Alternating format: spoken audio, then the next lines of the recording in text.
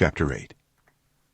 The Lord said to Moses, "Speak to Aaron and say to him, when you set up the lamps, see that all 7 light up the area in front of the lampstand." Aaron did so. He set up the lamps so that they faced forward on the lampstand, just as the Lord commanded Moses.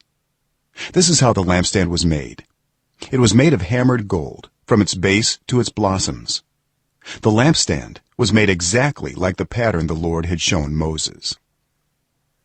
The Lord said to Moses, "Take the Levites from among all the Israelites and make them ceremonially clean.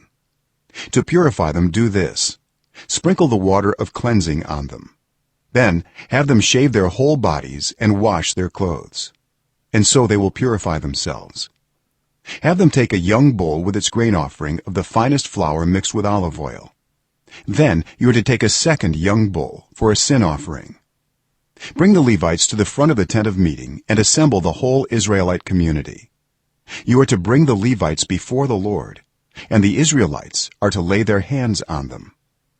Aaron is to present the Levites before the Lord as a wave offering from the Israelites, so that they may be ready to do the work of the Lord. Then the Levites are to lay their hands on the heads of the bulls, using one for a sin offering to the Lord and the other for a burnt offering, to make atonement for the Levites. Have the Levites stand in front of Aaron and his sons, and then present them as a wave offering to the Lord. In this way you are to set the Levites apart from the other Israelites, and the Levites will be mine. After you have purified the Levites and presented them as a wave offering, they are to come to do their work at the tent of meeting. They are the Israelites who are to be given wholly to me. I have taken them as my own in place of the firstborn, the first male offspring from every Israelite woman.